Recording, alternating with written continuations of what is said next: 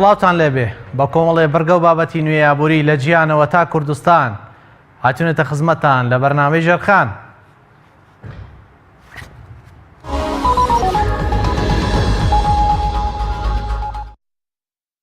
هەواڵەکانی هەفتە لە ئەمریکاوە دەست پێکەین. ئابووری ئەمریکا سەر ڕای ڕووداوەکانی هاروای و ئێرما لە چارەکی سێم لە سەدا سێ گەشەی سند و ئاستێکی باشی تۆمار کرد. لە ڕاگەیاندراوێکدا ئاماژە بەوە کراوە کۆی گشتی داهاتی کۆبەرهەمی ناوخۆ لە ئەمریکا لە چارەکی سێمی ئەم ساڵ لە سەدا سێ گەشەی سند و ئەم ئاستە ژوێڕای ڕووداوەکانی هاروای و ئێرما بوو کە پێشبینی بازاڕەکانی شکان. ئەمەش لە کاتێکدایە بە ڕێژەی لە سەدا 2.1 پێشبینی گەشەی ئابووری ئەمریکا لە چارەکی سێمی ئەم ساڵ دەکرا. شارزانی ئابووری ئاماژە بەوە دەکەن کە تێپەڕانی پێشبینیەکان بەرگری ئابووری ئەمریکا نیشان دەدات.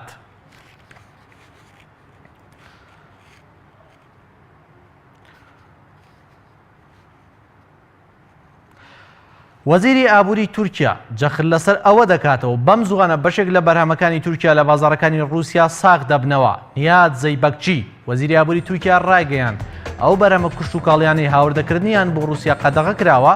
جەختمان کردوێتەوە پێمان ڕاگەیاندون ئێمە قبوڵی ناکەین لەبارەی ئەو بەرهەمانی کۆمپانیەکان دەستنیشان بکرێن. ڕاشی گەیاندووە ڕەنگە ئەوانیش لەمە باش تێبگەن بەستی ڕووسەکانە هەناردەی بانجان هەنار و تەماتە لە یەکی تشینی دووەمەوە دەست پێ بکاتەوە. ئەو ڕاشی گەیاندووە پێمان وایە کێشەیەک نابێت لە بەردەم هەناردەکردنی بەرهەمەکانمان.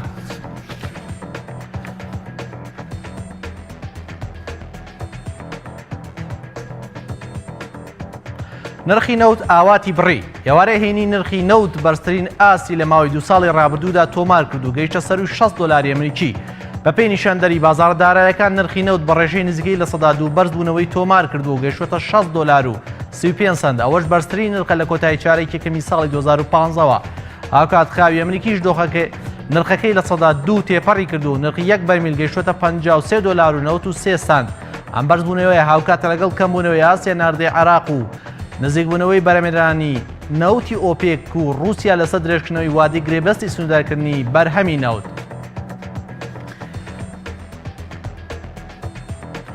کۆماری ئیسلامی ئێران مەرزی باشماخی کردەوە و ئامادەنیە مەرزی پەروێزخان و حاجی ئۆمەران بکاتەوە. قونسوڵخانەی ئێران لە هەولێر ڕاگەیەنراوێکی بڵاو کردوەوە ئاماژە بۆ دەکات بۆ ئەوەی پرسیاری زۆر دەکرێت لەبارەیکردنەوەی هەردوو مەرزی پەروێزخان و حاجی ئۆمەران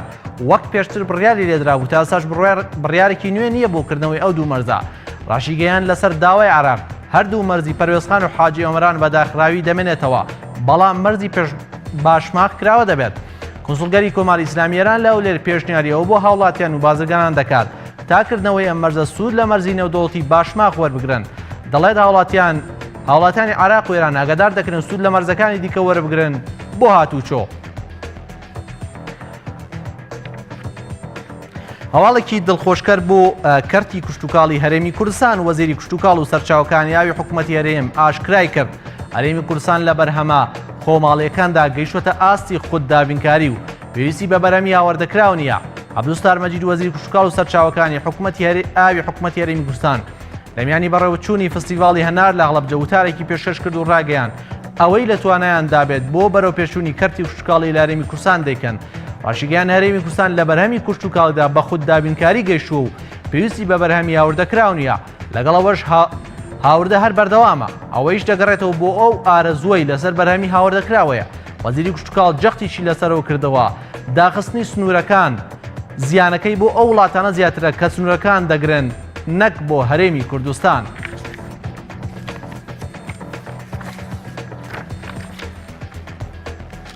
هەواڵەکانی هەفتە پێشکەش کرا.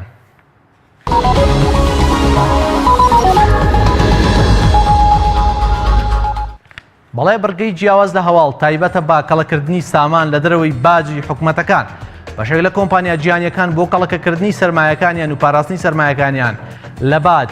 زۆر جار پارەکانیان لە دەرەوەی نیشتیمانەکەی خۆیان دادەنێن بە تایبەتی وڵاتانێک کە بۆ کۆتوبەندە یاسایەکانیان گرفت بۆ باشدەران دروست ناکە. یەکێکیش لەوانە کۆمپانیای ئەپڵی ئەمریکا کە 246 ملیار دۆلاری لە چوارچەوەی کۆمپانیای سربەخۆی لە 4 کۆمپانیای سربەخۆ لە ئیرلندا و لە پێچ و پەنای باج پاراسووە. گرافیکێکمان لەو بارەیەوە ئامادەیە. بەڵێ ئەمە ڕیزبەندی 10 کۆمپانیای گەورەی زەبەلاحی جیهانیە کە پارەکانیان لە دەرەوەی پێچ و پەنای باج واتە بە شێوەی پێچ و پەنا پاراسووە لە ڕێگەیکردنەوەی کۆمپانیایەوە یان لە ڕێگەی لەقی کۆمپانیەکانانە لە وڵاتانەی کە کۆتوبەندی یاسایی زۆر بەهێز نییە. کۆمپانیای ئەپڵی ئەمریکی 246 بلیۆن دلار واتە 246 ملیار دلاری لە دەرەوەی ئەمریکا قەڵەکە کردووە بۆ ئەوەی ینی ئەم 246 ملیارە پارێزراوە لە باجواتە بە شێوەی بەسوود و قەڵک وەرگرتن لە یاسای ئەو وڵاتانی لە دەرەوەی ئەمریکا بۆ نمونە کاری تێدا ئەکا ئەم پارەی پاراسووە لە باج و باج لەسەری نادایان باجێکی زۆر کەم ئەدا. پاپزێر 192 کۆمپانیایە کە خۆی دزیوەتەوە لە باج لەم ڕێگانی کە باسمان کرد 199 ملیار دلاری ئەمریکیە و مایکرۆسۆفت سێهەمین کۆمپانیایە کە 442 ملیار دلاری لە پێدانی باج پاراستووە و جنرال ئەلکتریک 82 ملیاری پاراستووە. پێنجەمین کۆمپانیا IBM ئەمریکیە کە 71 ملیار دلاری لە باج پاراستووە و هاوکات کۆمپانیای جۆنسن و جۆهانسن 66 ملیار دلاری پاراستووە. سیسکۆ سیستەم 66 ملیاری ئەویش پاراستووە. مێرسیک 63 ملیار دلاری لە باج پاراستووە و گوگل لە یەکێکە لە کۆمپانیا زۆر زەبەلاحەکانی ئەمریکا هەمومان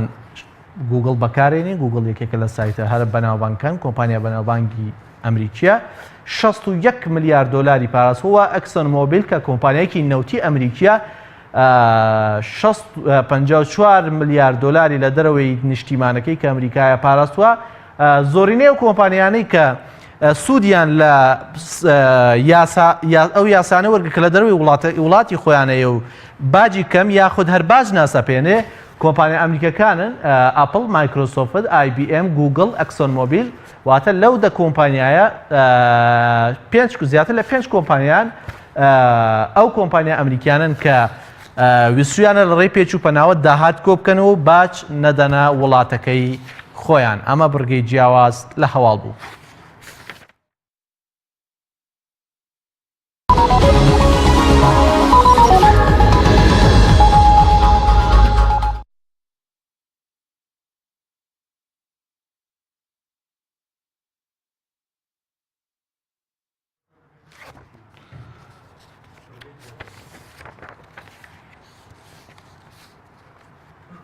بەڵێ بەڕێزان، کوردستان لە بەردەم دەیان گرێ و گۆڵی ئابووری گەورەدایە. هەرێمی کوردستان لەگەڵەوەی سەرچاوەی داهاتی لە دەستداوە هاوکات قەرزێکی زۆری لەسەر کەڵەکە بووە و ئێستا بەشێکی زۆری لە 140 هەناردەی نەوتی لە دەستداواتە هەناردەی نەوتی هەرێمی کوردستان بۆ 200,000 بەرمیل کەمی کردووە. لەگەڵ ئەوەشە باری دارایی هەرێمی کوردستان زۆر سەختە. پاش کەمێکی تر لەگەڵ بەڕێز دکتۆر غالب محەممەد سەرۆکی لیژنەی سامەسروشەکانی ئەنجومەنی پارێزگای سلێمانی گفتوگۆیەکی چڕ لەم بارەیە ئەەکەین دوای ئەم ناوبڕە.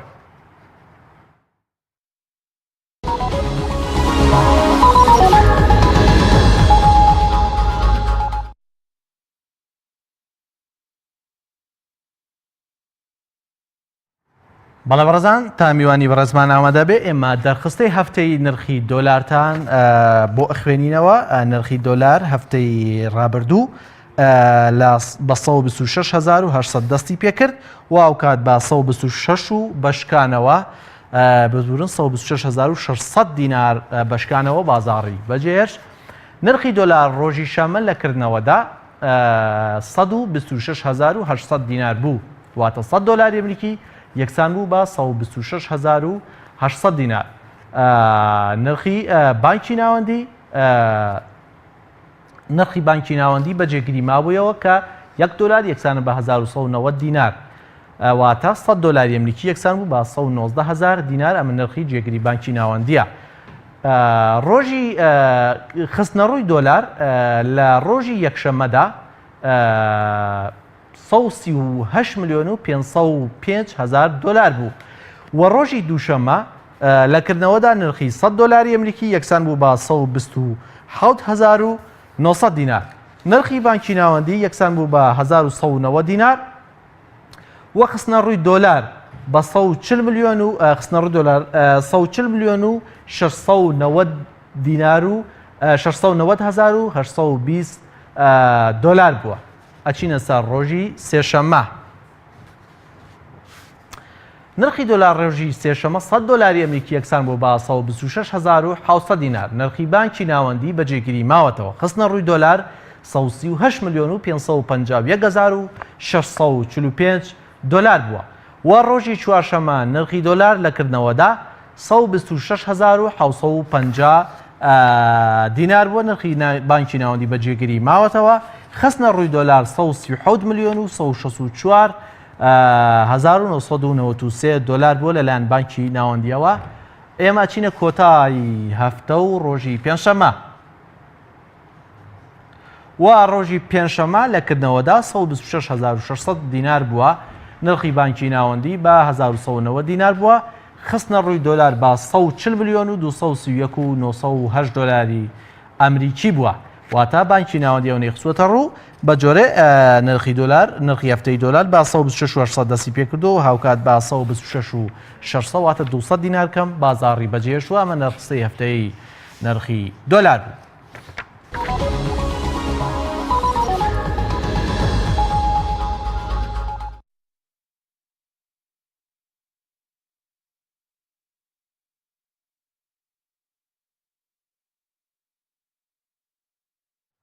بەڵێ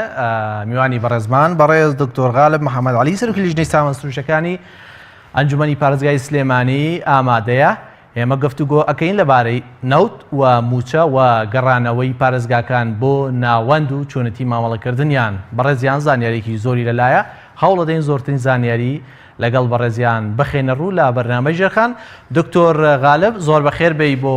بەرنامەی ژێرخان. سڵاو لەو لە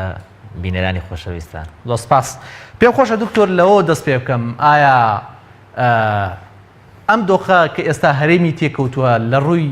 ئابوووریەوە هەم لە ڕووی داهاتی نەوتەوە هەم لە ڕووی نەوتیەوە ینی ئەوەی کە ئێستا هەرێمی کوردستان بەشێک لە سەرچاوەکانی لەدەستداوە وەک شارزایەکی نەوت وەک سەرۆکی لیژنەی سامانسروشەکان چۆن هەڵی ئەسەنگێنیت؟ بەڵێ بەناوی خۆی گەورە طبعاً ئەگەر ئێمە سەیری هەرێمی کوردستان بکەین ئێستا لە قۆناغێکی زۆر هەستیاردایە. ئەو قۆناغەیە کە ئەگەر سەیریکە لە ناحەی ئەمنی و هەر باش نییە لە ناحەیە ئابووری و وەزعی خراپە و لە مەسەلەی نەوتیش ئەگەر سەیرکەی زیاتر لە 536 بیرە نەوتیمان کاتی خۆی کە ئیدارەمانە کرد. ئێستا ئیدارەکەی بەدەست ئێمە نەماوە بەدەست حکوومەتی عێراقیە چ لە منطقەی کەرکووک بێ یان لە منطقەی نزیکی مووسڵ وەکو عێنزالەوە و شوێنەکانی. دکتۆر پێم خۆشە زانیاری زیاتر لەسەر ئەمە بدەن. زانیاریەکی تازەیە بەڕستان بۆ نمونە پێم خۆشە زیاتر ڕوونکردنەوەی لەسەر بن بۆی بینەری ئێمە باشتر ینی تێبکات لێ. بەڵێ بە تۆ ئەگەر سیرکە ئێمە دوای ئەوەی لە دوای 2014 کە بودجەی عێراق بودجەی لە هەرێمی کوردستان بڕی ئەوە بوو کە نەوتی هەرێمی کوردستان بەس نەوتی هەرێمی کوردستان دەفرۆشا کە لە 57 بلۆک بوو کە لە ناو هەرێمی کوردستانە بوو. دوایەوەی کە شەڕی داعش هات خۆ دەزانی منطقەی کەرکووک و ناوچانە و مووسڵ و بەشێک لە مووسڵ کە مادەی سەوچ لە هەمووی ئازاد کرا و ئیدارەیە کرا لەلایەن پێشمەرگەوە. ئەویش هەموو نەوتی کەرکووک کە زیاتر لە 5 بلۆک نەوتی تایە و ڕۆژانە تقریبەن بە هەر 5 بلۆکەکە دراسی بکەین 430,000 بەرمیلی ئەدا و لەگەڵ ئەوە 42 بیری تر لە عێنزالە و لە منطقەکانی تری مووسڵ ئەویش ئینتاجی خۆی هەبوو. ئەمە بەڕاستی هەمووی لە ژێر دەسەڵاتی حکوومەتی هەرێم بوو. بەڵام بەداخەوە ئەم هەموو نەوتە لە ژێر دەسەڵاتی حکوومەتی هەرێمی کوردستان بوو. بەڵام هەر ڕبع موچەی بە خەڵکەدا پاری ئەنی بڵین داهات نەبوو بۆ ئەوەی کە بتوانین وەبەرهێنان بکەین لە پارێزگای سلێمانی. زیاتر لە 1100 پرۆژە لە پارێزگای سلێمانی وەستا بوو. ئەمە ئەوە ئەگەێنێن ئەگەر نەوت لە بەردەستی حکوومەتی هەرێم بێت و نەوت لە بەردەستی نەبێ هەروەکو یەک وایە. ئێستا ئێمە موچە وەرناگرین کاتی خۆشێر موچەمان وەرناگرن. ئێستا ڕبع موچە ئەگەر بێت ڕبع موچەمان بۆ دێ ئەو کاتەش ڕبع موچەمان بۆ دێ. ئەبێ ئەمە لەمان ئاشکرا بێ. ئەچینە سەرەوە پیتان بەس پێم خۆشە وردەکاری ئەو بدەیت. ئێستا دۆخی بۆ نمونە نەوتی هەرێمی کوردستان بەگشتی توانین بڵێن چەنی لەدەستداوە و چەنی ماوە. پێم خۆشە وردەکاریانە بۆ باسکەین. بەڵێ ئەگەر زیاتر وردی کەینەوە ئێمە هەرێمی کوردستان بە کەرکووکۆ زیاتر لە 800,000 بەرمیلمان بەرهەمهێنا لە ڕۆژێکە. بەڵام ئێستا هاتووەتە 240,000 بەرمیل کەواتە ئەگەر دراسێکی زیاتر لە 6% ڕۆشتووە و ئەگەر دراسەیەکی بیریش بکەین مقارناتی بیر بکەین 536 بیرمان لە دەست دەرچووە هەموو هەرێمی کوردستان 500 بیریتیانە هەموو هەرێمی کوردستان 500 بیریتیانە دکتۆر سام کێڵگانە خراونەتەوە کار لە حکوومەتی عراقیەوە بەتەکید چکۆ ئەمانە کە پێش و تریشکە ئەمان کە حکوومەتی بەدەست حکوومەتی عراقیوە بوو زیاتر لە ینی بۆ نمونە هەر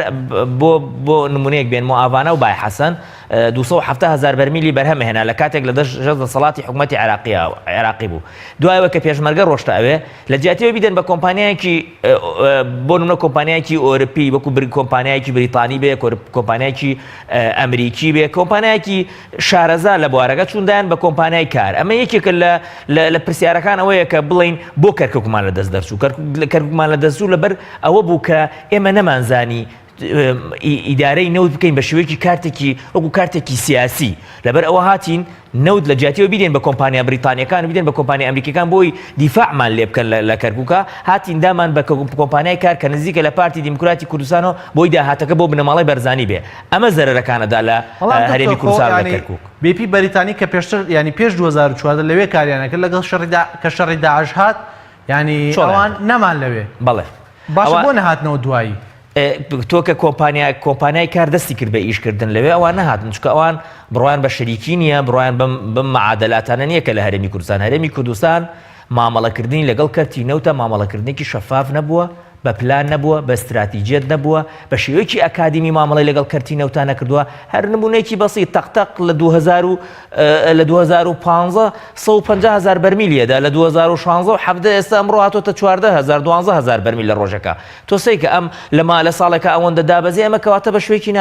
بە شێوەیەکی ئەکادمی مامەڵە لەگەڵ ئەم کەرتە لەگەڵ ئەم بلۆکە نەوتیە کراوە من ئەتوانم ئەوە بڵێم ئەم دوو هێزە سیاسیە یان ئەم پاڵەوانانەی پێش ریفراندۆم و دۆڕاوی ئێستا کە لە یەکێتی و پارتی پێکهاتوون ئەمانە نەک هەرنەوتی هەرێمی کوردستان نەک سنوورەکانی هەرێمی کوردستان بەڵکو لە ترسا خەریکە دەبە بەتاڵەکان و بەربی لە بەتاڵەکانی ماڵەکانی هەرێمی کوردستانیش تەسلیمی حکوومەتی عێراقەکەن ترسەکەیان لەوە نییە چی بەسەر سلێمانی دێ چی بەسەر هەولێر دێ چی بەسەر دیوەک دێ ترسەکەیان لەوەیە چۆن ئەم دوو بنەماڵە خۆیان بپارێزن ترسەکەیان لەوەیە چۆن داهاتەکەیان لە ناونەچێت ترسەکەیان ئەوەیە چۆن ئەو پارەی کە کۆیان کردەوە دەستی بەسەرانەگری حکوومەتی عێراقی ئەگینا تۆ سەیکە 52 لە سەتی عەرزی هەرێمی کوردستانیان فرۆش لە 24 ساعتە 536 بیرە نەوتیان تەسلیمی حکوومەتی عێراقی کرد کەچی دێن لەم سەر و لەو سەر زمانی وڵا شەڕەکەین لە پردێ باشە تۆ 120 کیلۆمەتر پێش پردێ عەرزی کوردستان بوو بۆش لەوێ شەڕ نەکرد ئەمە ئەگەر بۆ ئەوە نەیە خۆڵ بکەیتە چاوی خەڵکی هیچی تر نییە ئەگینا نەک پردێ نە ئەتوان لە پردێ شەڕ بکەن نە ئەتوان لە حدودەکان شەڕکەن و عێراقەوەتە ئەمان بە ئاشکرا ئێمە کە داوای لە ئەنجومەنی پارێزگای سلێمانی کە من داوای ئەوەم کردووە کە موچەی هاوڵاتیان سوتەمەنی هاوڵاتیان ینی ئەو پارەی کە سەرفەکرێ بۆ کارەبا مەحەویلە و وایر و ئەمانە داوا بکەین بەڕاستەوخۆ لە عێراقەوە بۆمان بێ دنیای خیانەتیان کاکە دنیای تومەتیان بۆمان کرد وتیان ئەمانە خائینن بەڵام خۆیان دائنیشن لەگەڵ حەشدی شعبیە دوێنێ شەهیدمان هەبووە دش بە حەشدی شعبی ئەمڕۆ دانیشن لەگەڵیان ئەوە خیانەت نییە ئەڵەمە ڕێکەوتنە بەس ئێستا هەنێک کێڵگەیە بۆ نمونە خورمەڵە فەیسی 1 و 2 هەر بەدەست هەرێمی کوردستانەوە ماوە بەڵێ کێڵگە هەیە ئێستا ئایا بۆ نمونە ئەمانە چارەنووسیان چی لێت خۆی ئەو نەوتەی کە ئێستا بەرهەم دێت ئەگەر سەی دراسی بکەی زۆر ورترەوەی کە لە خۆرمەڵە و لە تاوکەیە هەردووکی مادەی 140 یعنی من پێم وایە 100 و تقریبا 5,000 لە خۆرمەڵەیە کە جەنابەت باسێکی بلۆکێک ئەمە خۆی بڵین بلۆکی کەرکووک پێکاتوە لە سێ قوبە لە بابە و لە ئاڤانە و لە خۆرمەڵە لە 2003ەوە لەژێر دەسەڵاتی پارتی دیموکراتی کوردستانە لە 2008ەوە نەوتی لێ دەرەکاوە ئەیفرۆشێت و کەسی نازانێت داهاتەکەی لەکوێیە باڕون و ئاشکرامە بڵین ئێمە لە 2007ەوە نەوت بەسەر بەخۆ ئەفرۆشین لە هەرێمی کوردستان لەلایەن ئەم دوو حیزبە یەکێتی و پارتی داهاتەکەی نەهاتۆتە ناو خەزێنەی دەوڵەتەوە و داهاتەکەی بۆ هەرێمی کوردستان سرف نەکراوە جگە بۆ ئەوە سرف کراوە چۆن بە شێوەیەکی نایاسایی بمێننەوە بۆ ئەوە سرف کراوە چۆن دەنگی خەڵک بکڕن بۆ ئەوە سرف کراوە چۆن بەرپرسەکان یەکەیەکە بکڕن تۆ سەیری ئەو ئەنجومەنە سیاسیە ناکەی کە دروستیان کردووە ئێوە هەموو بە پارەی نەوت دروست کراوە کاکە با لەمە دووە بتوانن ئاوا خەڵک بکڕن با لەمە دواوە بتوانن سەرکردە حزبەکانەوەی کە لە 14 یانە 32 دوکانیان داناوە بەناوی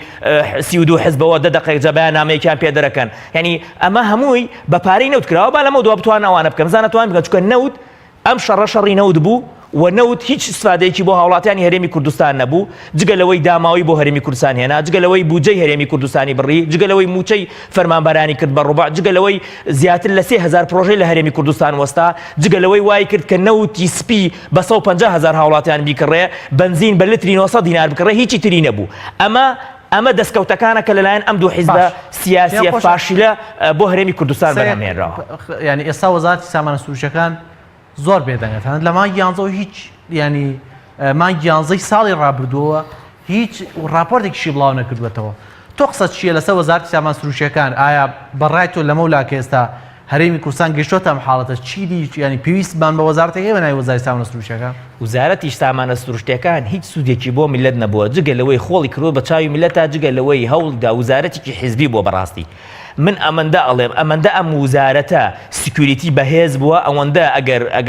ئەگەر نەوەیشمان بۆیە ئەمەندە سکیوریتی نەبوو. یعنی بەڕاستی ئەمەندە سکیوریتی خۆی بەهێز کردووە ئەمەندە هەوڵی داوە داهات و سەروەت و سامانی ئەم میلەتە بە هەڕاج بفرۆشێ بە وڵاتانی تر. یعنی تۆ سیرکە ئەو هەموو پارە سەرف کرا پارتی ئەو هەموو پارەی سەرف کرد بۆ لۆبی بۆ ڕفراندۆم کەچی یەک وڵات ناتە سەرخەت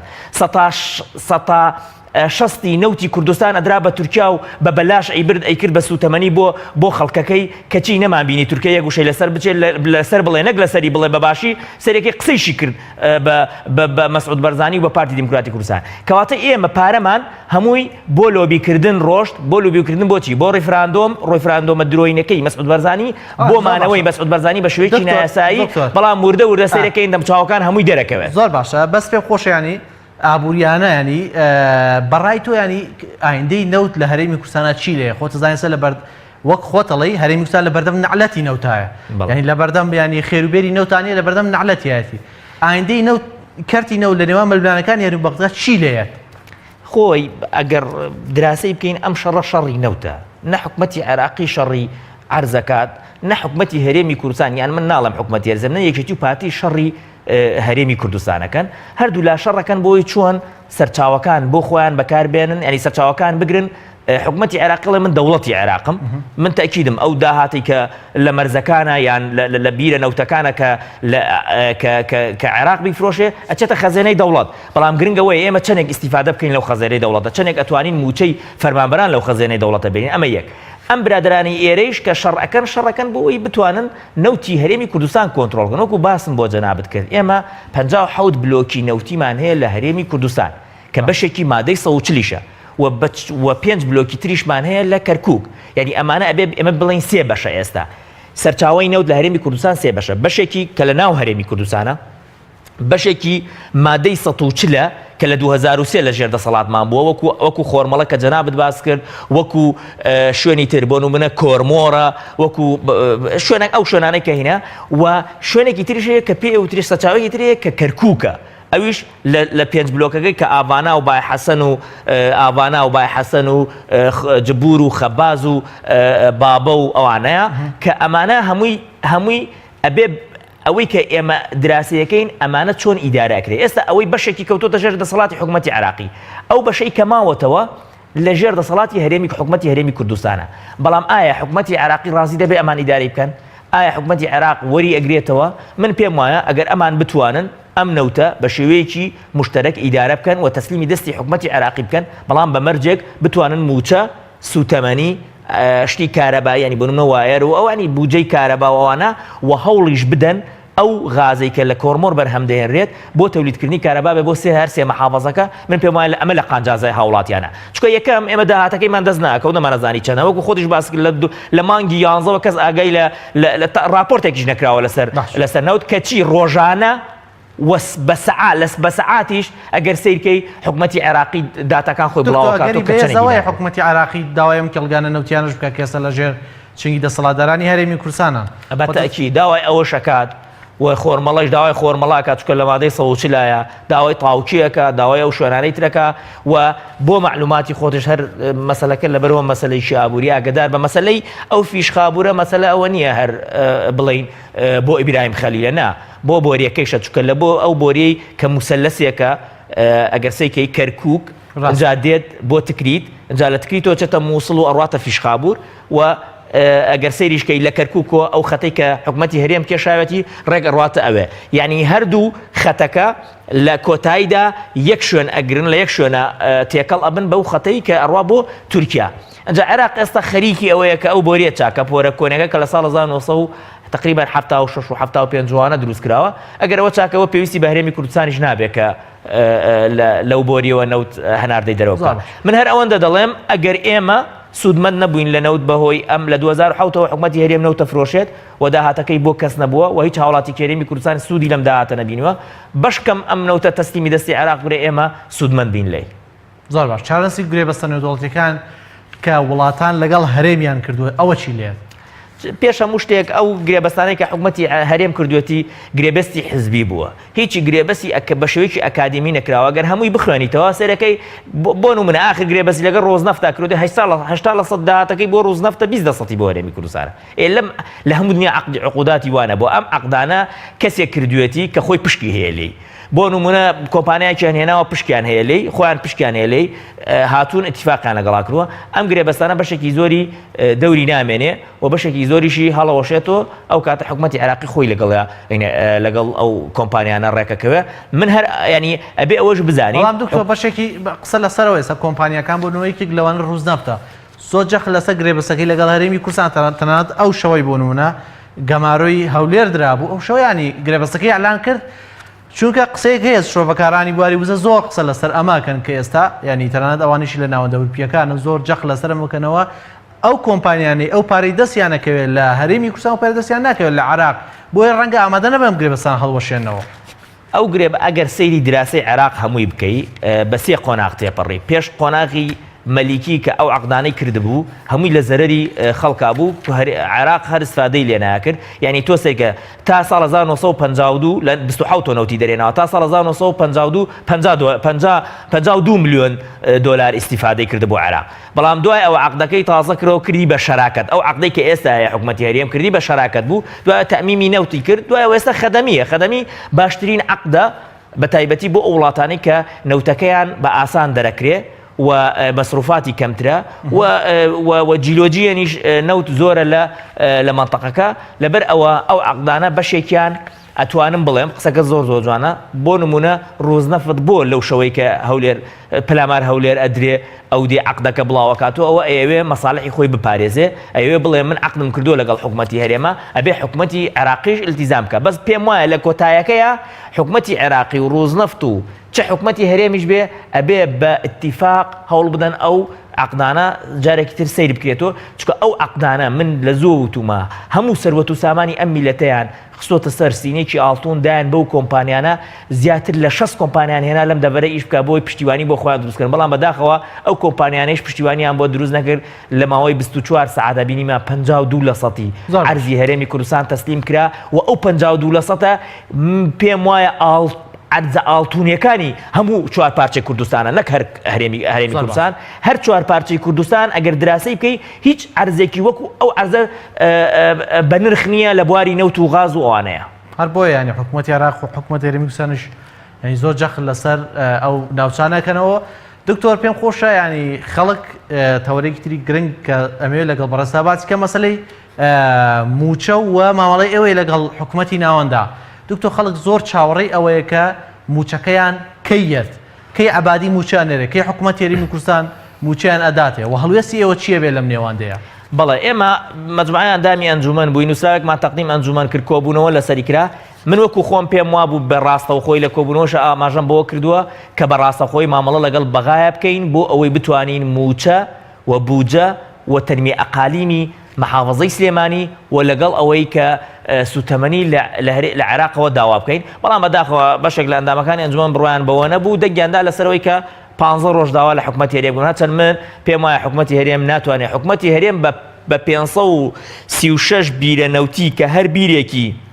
زیاتر لە 1000 بەرمیل نەوتی ئەدا نەیتوانی موچەی خەڵکدا بە ڕوع موچە خەڵکی ئەدا و هەموو ڕۆژەوەیت پارەم نییە و ناتوانم پارە تابین کەم و ناتوانم جەم ئێستا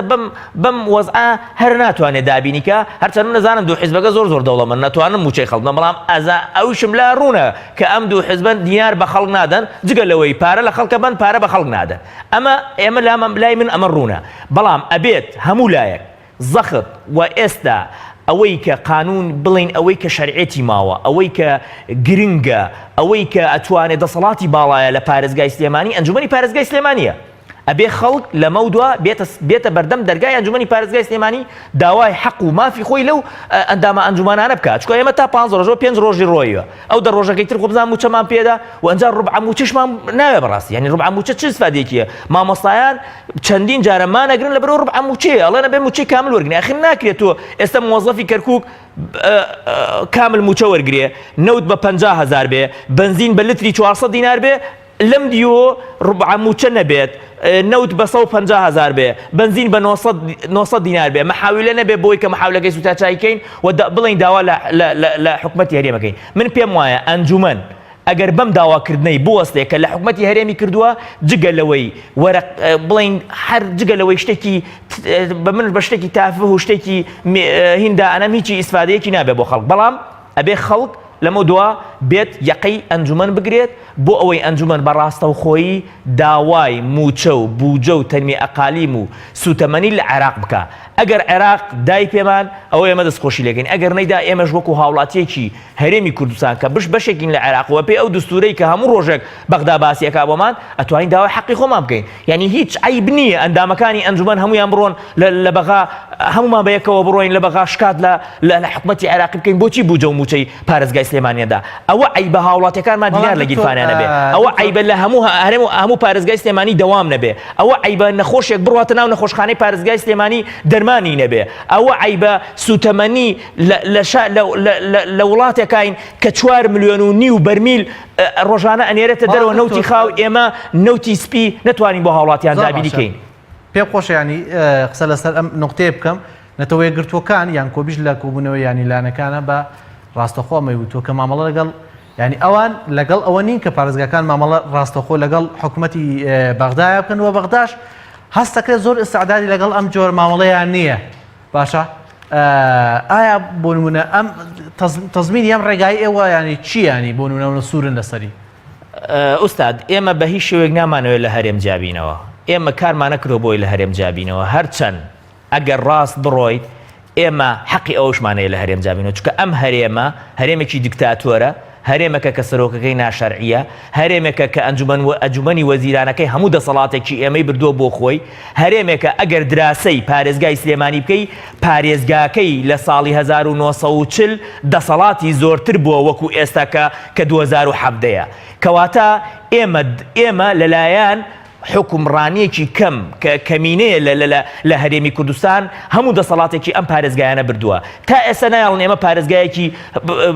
هەڵبژێراوی خەڵکدانین تا ئێستا هەموو کێشەمامڕن بەڵام لەگەڵ ئەوەشدا ئێمە داوای ئەومانە کردووە لە هەرێمی کوردستان جیابینەوە ئێمە جگەلەوەی داوای موچەی خەڵکەکەین داوای بودجەی خۆمانەکەین لە بودجەی تەنمی ئەقالیم کە ئەدرێتە هەموو دەستی هەموو ئەنجومەنی پارێزگاکانە بۆ ئەوەی سەرفیکا بۆ پرۆژە و داوای بودجەی پارێزگای سلێمانیەکەین بودجەی تەشغیلی هیچی تر نییە ئەی باشە بۆ ئەمان مەرز تەسلیم کەن مەتار تەسلیم کەن نەوت تەسلیم کەن 52% عەرزی کوردستان تەسلیم کەن ئەمان بڵێن وڵا ئێمە کورد پەروەرین ئەی باشە ئێمە بۆ خائین بین ئەگەر هاتو داوای موچە و بوجە و هەمووی بۆ خەڵکە خۆ بۆ من نییە موچەیە بوجەیە بوجەی تەنمی ئەقالیمە نەوتی سوتەمەنیە بۆ هاوڵاتیانی پارێزگای سلێمانی بکەین ئەمە خیانەتە هیچ خیانەتێکی پێوە دیار نییە بەڵام گوڵەپی سەوز هەڵکراوە لەلایەن حکوومەتی عێراقیەوە کە ئەگەر ئێوە بۆ نمونە بێن ئێمە بە پێشوازستانەوە چین ئەزانی ئەمە حەقی خۆمە من حکوومەتی عێراقیشم نەموتە حکوومەتی عێراقی حکوومەتێکی زۆر دیموکراتیە و حکوومەتی زۆر شەفاف و نازام چی من داوای حەقی خۆم لە حکوومەتی عێراقیەکەم من ناچم تەکلیفی لێ بکەم و لە ڕێی خواشتم باتێ بەشێکم لە عێراق بەپێی دستور ئەبێ حەقی من بدات بۆ نمونە فەرمانبەرەکانمان ئێمە ناتوانێت دەوام کە کاکە دوو ڕۆژی تر لەوەچێ بایکۆتی عام بکرێت لە پارێزگای سلێمانی و لە هەرێمی کوردستانیش نەک لە پارێزگای سلێمانی ئەخر ناکرێت ئێمە ئەنجومەنێکی دەستە وستان وەستاوینێتەوە ئەم ئەنجومەنێکی فعلیە و لەلایەن خەڵکەوە هەڵبژێراوە بۆمان هەیە داوا لە ئێ باشە بۆ عیب نەبێ ئێمە داوامان لە ئێران کرد ماوەی پێشەستا داوامان لە ئێران کرد کە نەوتی سپیمان بۆ دابینکە بۆ داوا لە عێراق نەکەین و تسبیمان بۆ دامین ئەمە چه عیبیەکی تایە عیب ئەوەیە بەڕاستی هاوڵاتیەکانمان لە برسا ببرن عیب ئەوەیە ئێمە نەتوانین بنزین دابینکەین بۆ ئەسعافەکان بۆی نەخۆشمان بۆ بگازێتەوە عیب ئەوەیە 52% عەرزی هەرێمی کوردستان تەسلیم بکەین عیب لەوەیە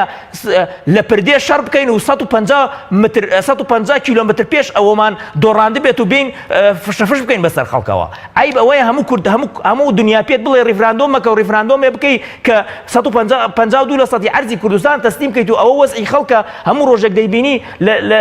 لە ناخۆشترین وەزع ئاژێن ئەمانە عیبە و ئەمانە شەرم و ئەمانە خیانەتە ئێمە خائین نین ئێمە داوای مافی خەڵکمان کردووە و من نوێنەری خەڵکم ئەگەر من نەچم دەرگا بە دەرگای بۆ بکەم و داوا لە بەغانەکەم و داوا لە وڵات و لە وڵات دەکەم کە پارەی بۆ بەیان بکەم و زوتەمەنی بکەم ئیتر کێ بۆی بکە ئیتر بۆچی نوێنەری ئەو خەڵکە خۆ خەڵک دەنگی نەداوەتە ئێمە قات و چاکەت لەبەرکەین و لەناو ئەنجومەنە خەرکی کۆبوونەوەی خەڵک دەنگی داوەتە ئێمە ئیشی بۆ بکەین شەڕی بۆ بکەین ئەوەی لە توانامانە بێ ئەیکەین ئەوەی لە توانامانەما وەکو غالب لەگەڵیان ئەبم بۆ بایکۆت ئەڵێن خۆپیشاندان نەکەن هەرچێکن یەکەم کەس منە ڕۆمە سەرجادە بۆیان زۆر باشە دکتۆر ئەوەی ئەمڕێی کە ئێوە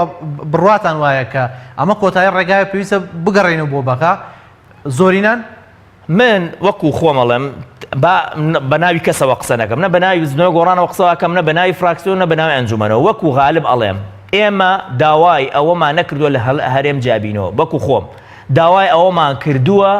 کە بوجە و موچە و ئەوانە بەڕاستەوە خۆت لە عێراقەوە بێتە ئەو کاتێ ئەم کێشەی هەرێم و ئەمە چارەسەرە بێ ئێمە هەرێمی کوردستانین خۆ هاوڕێیەک پرسیار لێ بکەم پێش ینی کاتی خۆشی پێش 2014 باوەڕکە هەر بە دوو ئیداری بەشەکراوە پارە ئەهات ئەو پارەی کە ئەهات 47 بۆ ئێمە بوو 53 بۆ ئێمە بوو 47 نازان بۆ هەولێر و دووەک بۆ شتێکی وا دابەشیان کرده بوو یەکێتی و پارتی باشەوە دوو ئیدارەی نییە کە کەمە لە دوو ئیدارەیە لە 24 ساڵی حکومڕانی هەرێمی کوردستان ئێمە لە دوو ئیدارەیە ئەژین ئەگەر لە دوو ئیدارەیە ناژین ئەمە کەی وەزە من داوای ڕێگاکەیە مەبەستمەوە ینی ئەم کۆتایی ڕێگایە کە ئێوە بڕواتان پێ هەیە ئایا ئەگەری هەیە سەر بگرێ ینی ئەگەری هەیە بۆ نمونە ئێوە بە زۆرینە داوای ئەمەکەن یان زۆرینەن ئێوە داوای ئەم خواستاکەن من پێم وایە ئەمە نابێت کۆتا ینی ئەبێ ئەمەلمان بە هەموو شتێکە بێ ئەمە یەکێکە لەو ڕێگانەی گردومانەتە بەر من پێم وایە ئێستا داوامان لە حکومەتی هەرێم کردو دە ڕۆژی ماوە ئەگەر موچەی فەرمانبەران لە کاتی خۆی نەدا و سوتەمەنیمان پێ نەگا ئەو کاتە بەڕاستەوخۆ داوا لە عێراق بکەین ئەگەر لەوە عێراقش نەیدا کاکە خۆمەمەڕ بە عێراقمان بۆ دەرکەوێت بزانم عێراق هەرم ڕۆژە باسی دستورەکە بزان خۆی دستور تەطبیقەکە ئەنجا لەگەڵ ئەوەشدا کە ئەو نەیکرد ئەو کاتە من پێم وایە هەموو ئەندامەکانی ئەنجومەن بە هەمومانەوە بڕۆین لە بەغا لە محکەمەی اتحادیش کات لە حکومەتی عێراقی بکەین و داوای مافی هاوڵاتیان بکەین وەکو وتم ئێمە پارێزگای سلێمانی دەنگی داواتە من خۆزگایە بۆ من ئەندامی پەرلەمان بۆیان یا شوێنێکیەوە بۆی شەڕم بۆ هەموو هەرێمی کوردستان بکرایە خەڵکی وایە ئەڵێ کاکەوە بۆ بەس باسی پارێزگای سلێمانیەکەن کاکە من ئەندامی ئەنجومەنی پارێزگای سلێمانیم من ناتوانم قسە لەسەر هەولێر و دووەک بکەم من پێم باشە هەرسێ ئەنجومەنەکە بە یەکەوە یەک دەنگیانە بێ ئەی بەڵام وان نیە کاکە ئێمە داوای قوتی خەڵکەکەین ئەنجومەنێکەیە ئەڵێ نابێ بەڕاستەوە خۆ مامەڵەی لەگەڵا بکەین هەموو جارە دەست لە حکومەتی هەرێم پانکەینەوە با من یەک شتی بە جەنابەت بڵێم لە ماوەی ئەم 3 ساڵە ئێمە من وەکو خۆم ئەم هەموو نووسراوم بۆ حکومەتی هەرێم کردو هیچ وڵامێک مینە داواتەوە 5 نووسراوم کردو داوای پاڵاوگەم کردووە لە گەرمیان هەر وڵام مینە داواتەوە 3 نووسراوم کردو داوای مەحەتەی تەولیدی کارەبام کردو تا ئێستا هەر ئەم ئۆدیۆمان پێگەن لە گەرمیانە هەر دروستیانە کردووە 4 نووسراومان کردو داوای نەوتی خاومان کردو بۆ پاڵاوگەی سوورخاشان هەر جوابمانی نەداواتەوە 3 نووسراومان کردو بۆی پەنداوی بچووک دروست بکرێ بەس پرۆژەکەی بێ دەوڵەمەندەکان دروستیکەن هیچ وڵاممان نەدراوەتەوە یاداشتێکی مامۆسایانی ناڕازی پار تەسلیمی ئێمە کرا بە نووسراوێک ئاراستەی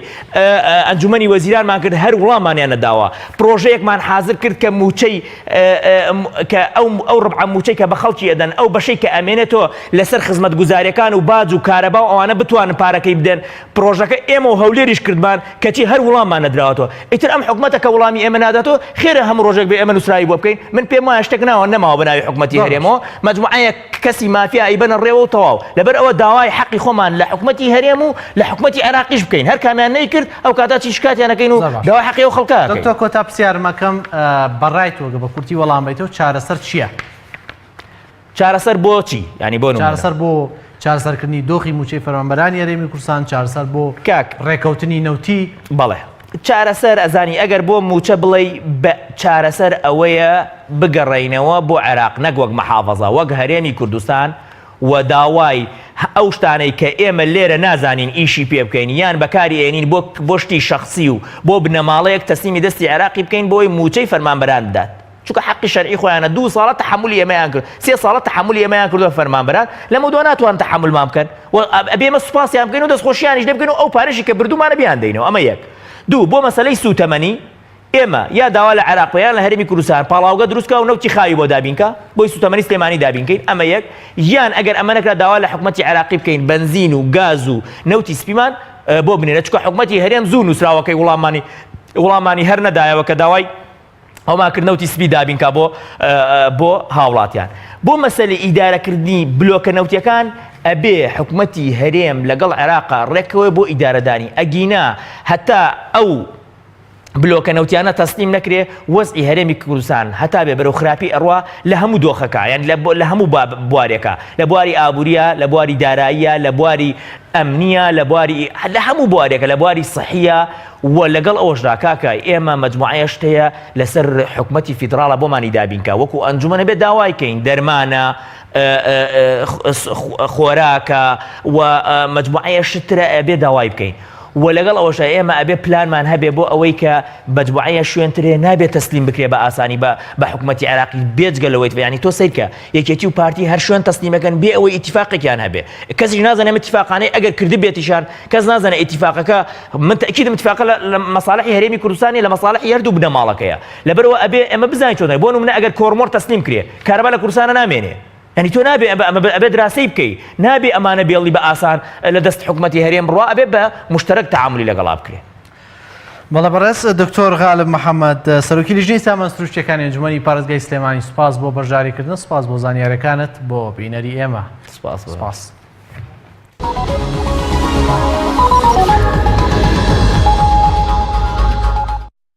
نرخی نەوت گەیشتە $6 ئەمەش بۆ بەرهێنەران ئاواتێک بوو کە چەند ساڵەکە خواستی پێخوازن بە تایبەتی دوایەوەی لە 2004 و 2015 نرخی نەوت گەیشتە $28 بۆیە پێشبینیەکان بۆ نرخی نەوت گەشتبینانان بەپێی پێشبینیەکان نرخی نەوت خاوی تەکساس بۆ ساڵی 2015 بە ڕێژەی ناوەندیەتی بۆ کۆی ساڵەکە $47.67 بووە بۆ ساڵی 2016 $43.33 بووە بۆ 2017 گەیشتوەتە $49.69 بۆ 2018 لە کۆی ساڵەکەیە بەرزترین ئاست تۆمارەکە خاوی ئەمریکی ئەگاتە $50.57 ئەمە بەپێی ئاماری دەستگای زانیاری نەوتی ئەمریکا و خاوی برێنت خاوێکە نەوتی خاوی هەرێمی کوردستان لەم پێگاتەوە نزیکە 2015 $52.32 بووە 2016 گەیشتوەتە $43.74 و 2017 $52.43 بێت چونکە چارەکی کۆتای 2017مان ماوەێشتا ئەگەری دابەزین و هەڵبەزینی نرخی نەوتەیە بەڵام 2018 گاتە بەرزترین ئاز لە ئاسی هەر 4 ساڵەکە کە گاتە $54.07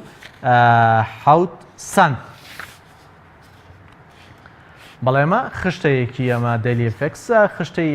هەفتەیەکی نرخی نەوت بە کە بەرزترین ئاسی تۆمار کردووە سەرەتای هەفتە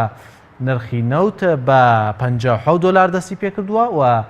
هاتووەتە $56 و نرخی نەوت زیاتر بەرز بووەتەوە بۆ $58 دواتر لە 24 مانگ نزمترین ئاسی تۆمار کردو گەیشتوەتە نێوان $57 بۆ گەیشتوەتە 57 بۆ 57.5 سنت و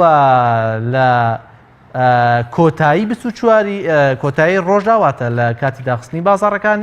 بازارەکانە نرخی نەوت بەرزبوونەوەی تۆمار کردووە $58 و ئەم بەرزبوونەوەی بەردەوام بووە لە ڕۆژی 25 بەدووە بەردەوام بووە لە سەرتایکردنەوەی بازارەکاندا گەیشتوەتە $50.5 سنت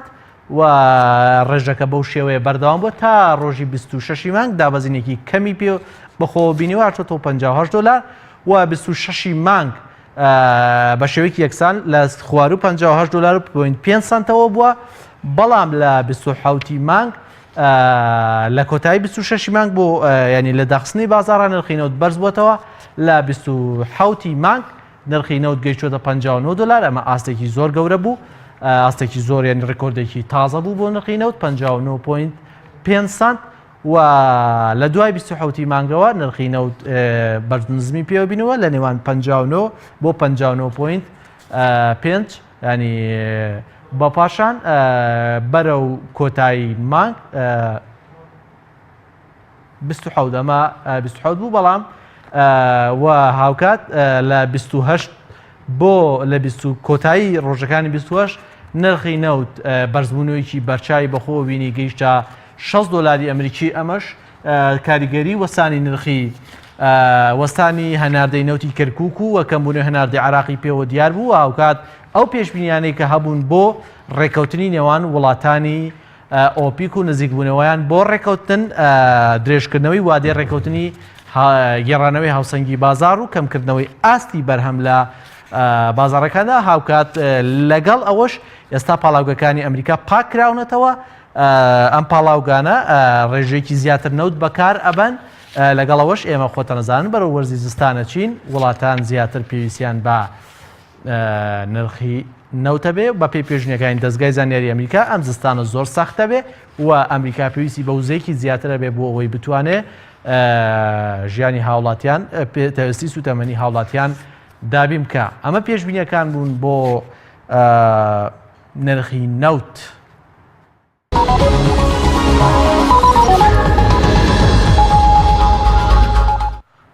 بەڵێ بەڕێزان ئەمە بەرگە و بابەتەکانی بەرنامەی ژێرخان بوون تا بەرنامەیەکی تر خواتان لەگەڵ و کوردستانمان ئاوەدان بێ و ئابوورێکی بەهێزیە بێ.